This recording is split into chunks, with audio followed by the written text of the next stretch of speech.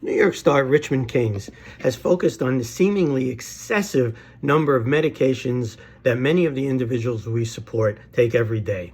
The concurrent use of multiple medications is known as polypharmacology. Generally speaking, taking 5 or more medications constitutes polypharmacology. Polypharmacology is a timely issue due to much expressed concern, but a dearth of research and work to address that concern.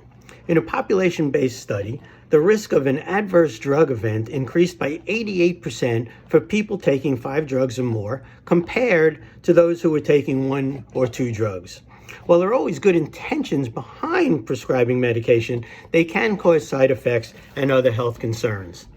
People with intellectual and developmental disabilities are at high risk of polypharmacology due to multiple comorbidities, a high prevalence of challenging behaviors, and the lack of specific prescribing guidelines. Prescribing for people with IDD is further complicated by the fact that they are systematically excluded from clinical trials assessing medication, and as a result, indication and benefit-risk ratios are rarely clearly determined. A recent study on people with dual diagnosis revealed that 62% were prescribed multiple psychotropic medications. Using CSRS data and our weekly medical clinical consults with systems, we will study those individuals with polypharmacology. We will identify recommendations that were made to decrease it, how often those recommendations were followed, and assess emotional, mental, and behavioral health status at subsequent points in time for those whose number of medications or dosage were reduced. Our dependent variables, or indices of progress, if you will include the resources mobilized to assist.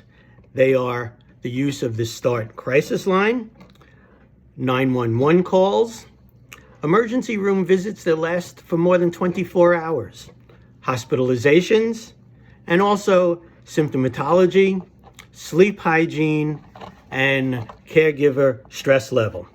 The primary systemic challenge and barrier to reducing polypharmacology is what to do when a person is not doing well.